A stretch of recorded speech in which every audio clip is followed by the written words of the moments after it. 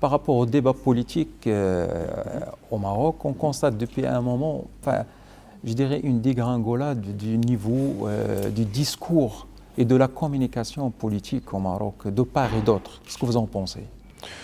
Bon, on est entré dans une phase,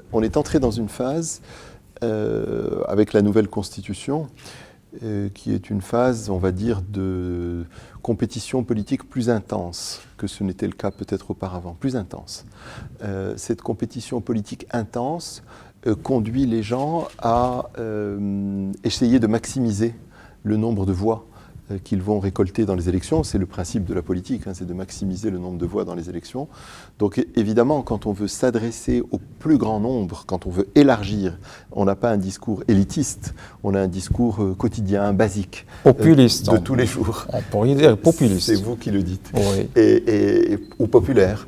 Et donc ce discours populaire de part et d'autre est un discours qui vise à ratisser le plus grand nombre de voix.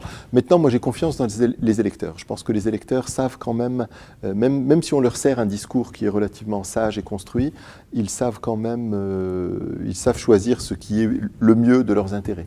Ils voient les gens sérieux des gens qu'ils sont moins. Justement, restons dans ce qui intéresse beaucoup plus le citoyen marocain, oui, l'électeur aussi. Et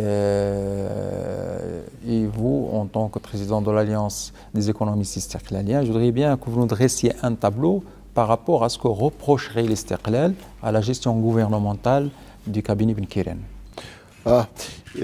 Nous, notre analyse, elle se base d'abord sur les résultats et sur les chiffres.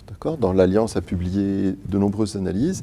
Les dernières analyses qu'on a publiées sont des analyses comparatives entre les 3 derniers gouvernements, un qui a duré 5 ans, qui est celui de Sijto, un qui a duré 4 ans, qui est celui de Siam Besselfassi, et un qui avait duré 3 ans à peu près, quand on a fait le travail, qui est celui de Si Ben Kiren.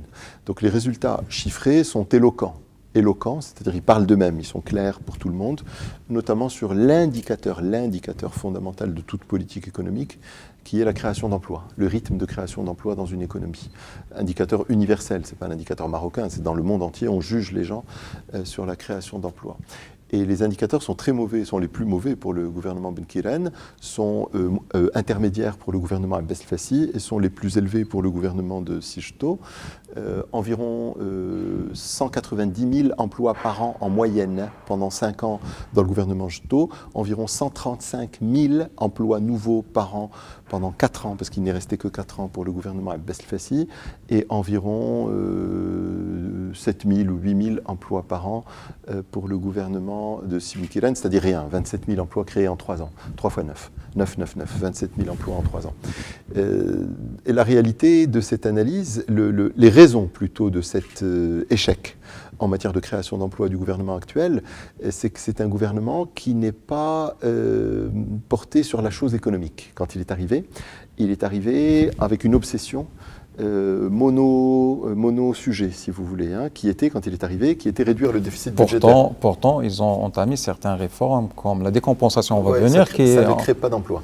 Donc c'est bien ce que je veux dire. Mais exactement. Moi, je reste sur l'économique. L'économique, c'est l'emploi. Pour moi, économiste, c'est l'emploi. L'économie est faite, conçue, imaginée pour créer des emplois et servir des revenus à des personnes. Mais ce n'est pas que le seul indicateur des performances économiques. C'est l'indicateur essentiel, pas le seul, principal.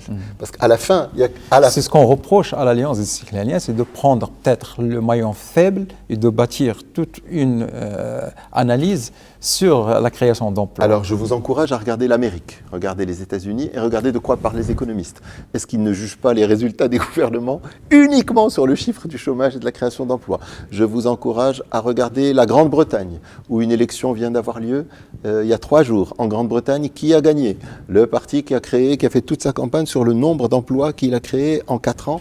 Il a tenu ses promesses en matière de création d'emplois. Cela n'a pas permis à Besselfassi de gagner les élections en 2011, quoiqu'il a fait une bonne performance selon vos analyses. Ouais, il a fait une performance correcte, mais en 2011, le Maroc est entré dans une phase de turbulence régionale, on va dire régionale, qui ont affecté toute la région, qu'on a appelé le printemps arabe, et qui ont conduit effectivement les partis d'obédience extrémistes à gagner les élections un peu partout.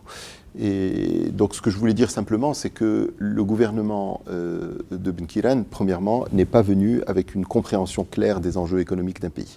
Ils sont venus en focalisant, on dit mniichin, ils sont venus en visant un seul indicateur qui était la réduction du déficit budgétaire. Pour eux, l'économie, c'est le budget de l'État.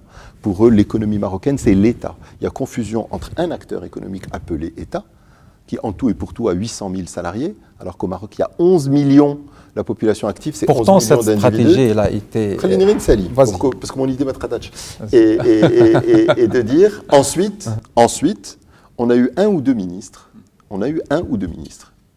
qui sont arrivés dans le gouvernement de Benkiran, qui, eux, sont compétents économiquement. D'accord ? Donc, ces deux ministres qui sont arrivés et qui sont compétents économiquement travaillent, et ils font un bon travail. Mais ils sont seuls. La façon de gérer un gouvernement, si on veut vraiment accélérer la croissance économique, tirer sur des leviers de croissance qui créent des emplois, parce que c'est la finalité, c'est l'objectif de l'économie, eh bien, il faut un arbitre, il faut un chef d'orchestre, il faut un entraîneur de football, appelez-le comme vous voulez. Il faut quelqu'un qui débloque les problèmes au quotidien. Aucun ministre seul, aucun ne peut débloquer tous les jours les difficultés qu'il a avec les autres ministères. Or, ce rôle n'a pas été attribué. Donc ce que nous reprochons au gouvernement Benkiran et au cabinet Benkiran, c'est de ne pas avoir attribué le rôle d'arbitre, de pilote économique. Il fallait le donner, il fallait choisir l'un des ministres et lui dire « tu es désormais, c'est toi le pilote économique, tu arbitres toutes les difficultés par délégation, par décret, le Premier ministre, le chef de gouvernement te donne les pouvoirs nécessaires. » Il n'est pas obligé de le faire par décret ou par délégation, ça ne se fait pas ailleurs. Je reviens sur le déficit budgétaire. Et sur cette fixation sur le déficit budgétaire, comme vous venez de le dire, ça a été fait au départ au niveau du ministère des Finances, qui était géré par l'Istiqlaliya Nizar Baraka et qui n'était pas exempt des tirs de son propre parti, et ce qui était, je dirais, une schizophrénie ou une autre exception marocaine.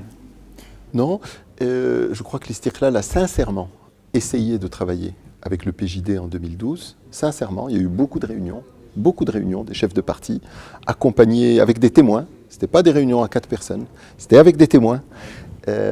Chaque parti emmenait ses témoins et il apparaissait clairement que le chef de gouvernement ne voulait pas aborder les sujets qu'on est en train d'aborder. Il ne voulait pas aborder le fond des sujets. C'était des réunions superficielles. Légères. Et qu'en pensez-vous de la décompensation, de tout le processus qu'a pris la décompensation, ce qu'a hérité de son prédécesseur comme volume au niveau de la caisse de compensation, est-ce qu'il est aujourd'hui? Non. Et je ne dis pas qu'il ne faut pas réduire le déficit budgétaire. Je dis l'équilibre des comptes de l'État est quelque chose qui est nécessaire. Je dis juste, attention, il n'y a pas une identité, c'est pas égal, il n'y a pas égalité mathématique entre le déficit budgétaire et l'économie. À l'économie, c'est l'emploi d'abord. Le déficit budgétaire, on le gère comme on peut, on le réduit, on essaye de le tenir dans les 3% d'acceptabilité du déficit budgétaire. Je ne dis pas qu'il faut avoir un gros déficit budgétaire pour croître. Dans le gouvernement auquel moi j'ai participé, nous avons réduit le déficit budgétaire chaque année en accélérant la croissance. Ce n'est pas antinomique, mais pour accélérer la croissance, ce n'est pas en réduisant le déficit budgétaire qu'on l'a accéléré. On l'a accéléré parce qu'on a appuyé sur des leviers de croissance. Le bâtiment, l'infrastructure, le logement social, on a lancé des moteurs de croissance. Le plan émergence, la vision 2010 pour le tourisme, c'est la mise en branle des secteurs productifs qui crée des emplois. Et ce gouvernement-là s'est concentré, focalisé uniquement sur un seul sujet. C'est tout ce que je dis. Mais sinon, c'est très bien de réduire le déficit budgétaire. C'est une chose positive, pas négative. Certains observateurs disent que ce gouvernement a le mérite d'entamer certaines réformes que ses prédécesseurs depuis Youssouphi n'ont pas pu toucher, notamment la décompensation, l'indexation, qui sont des mesures impopulaires. Nous avons, nous-mêmes, quand j'étais dans le gouvernement de Sijto, nous avons nous-mêmes indexé. Et nous avons augmenté le prix des produits pétroliers à une ou deux reprises pour garder le déficit budgétaire au plan nécessaire. Donc ça a déjà été fait. Ce n'est pas la première fois que c'est fait au Maroc. D'accord ? Pendant le printemps arabe, c'était peut-être plus difficile de réindexer les produits pétroliers à nouveau, compte tenu du choc pétrolier qui a eu lieu et de la turbulence sociale qu'il y avait au Maroc. Mais je pense que l'indexation est quelque chose qui est un mécanisme universel. Partout dans le monde, les produits pétroliers sont indexés. Pas forcément décompensés, mais indexés. Comme ça, on limite l'enveloppe allouée. L'enveloppe ne peut pas être infinie. Elle est finie. Donc je termine par ce quoi j'ai commencé, c'est justement le discours politique aujourd'hui et cette communication politique qui fait défaut à nos leaders et qui décrédibilise en quelque sorte l'acte politique. Aujourd'hui, ne croyez-vous pas que cette fixation justement sur la personne du chef de gouvernement, il dessert l'opposition? Contrairement à ce qu'il pense, ce n'est pas celui qui crie le plus fort qui va gagner la partie. Aujourd'hui, on a l'impression qu'il s'agit d'un combat de coq et on attend celui qui va remporter la bataille. Or, il ne s'agit pas de bataille, il s'agit d'un débat politique qui doit être rehaussé et qu'en fin de compte, l'électeur ou le citoyen n'a pas besoin de ce genre de discours, il a besoin qu'on lui dise ce qu'on veut faire de ce pays, notamment économiquement et socialement. Moi, je crois aussi, je suis d'accord avec vous, c'est-à-dire que je crois que la campagne électorale de 2016, puisqu'on parle des élections nationales, législatives, de gouvernement, la campagne électorale de 2016, je crois qu'elle doit être absolument axée sur les programmes, c'est-à-dire l'ambition qu'on a pour le pays, ce qu'on veut en faire, là où on compte créer les emplois, combien, comment, et c'est celui qui sera le plus convaincant sur l'ambition et la création d'emplois qui gagnera la campagne de 2016. Moi, j'en suis persuadé également. Aujourd'hui, il y a une compétition politique populaire, large, n'est-ce pas, qui est une compétition politique. Mais le jour où on passera à l'élection, il va falloir se concentrer sur les promesses et les programmes. Et le parti de l'Istiqlal a la chance aussi quand même d'avoir des gens très compétents, expérimentés. On a une grosse escadrille, équipe de gens compétents qui ont de l'expérience, qui ont un certain âge, et notamment en matière économique. Donc, Inch'Allah, moi je reste très optimiste pour les élections de 2016. Je pense que le parti qui gouverne aujourd'hui a montré qu'il n'était pas très fort en économie, qu'il ne comprenait pas très bien. Et Inch'Allah, l'Istiqlal a toutes ses chances. Voilà ce Une que dernière question par rapport à la régionalisation avancée. Oui. Enfin, on n'a pas l'impression que les partis politiques ont préparé une élite qui prendrait en charge la gouvernance locale. Ils ne sont pas prêts. C'est pas certain. Hein. Moi, je connais les partis de l'intérieur. Et ce n'est pas certain. Quand je pense à quelques figures ou visages ou cadres que nous avons à l'Istiqlal, qui sont des élus locaux en général, Moi, je parle d'une manière générale. Je ne me focalise pas sur l'Istiqlal. Moi, je connais bien de l'intérieur. Oui. Je crois qu'il y en a. Je crois qu'il y en a. Il y a des gens. Vous êtes optimiste de bon niveau. Que la régionalisation réussira? Ouais, c'est 12 régions, quoi. C'est pas non plus 2000 régions. Donc, avoir 12 cadres compétents, capables de mener des conseils régionaux. C'est beaucoup plus que 12. Chaque patron régional doit avoir une équipe élargie pour mener à bien. Ça, c'est autre chose. Bon, après, je parlais du président de région. Maintenant, les compétences ne sont pas forcément des compétences politiques. Derrière le patron de la région, il peut y avoir des compétences techniques, opérationnelles. Et là, c'est une question de moyens financiers pour s'adjoindre les meilleures compétences. Maintenant, des cadres dirigeants de région, de l'intérieur, où moi je connais le Hizb Istiqlal de l'intérieur, je les visualise, je les vois. Je vois des gens qui seraient honorables. Vous êtes optimiste. À un niveau honnête de patron de région. Il faut éviter que, il faut que la jeune génération s'empare des régions. Il faut des gens, relativement jeunes et compétents qui viennent à la tête des régions, c'est tout. Mais on a des gens de qualité.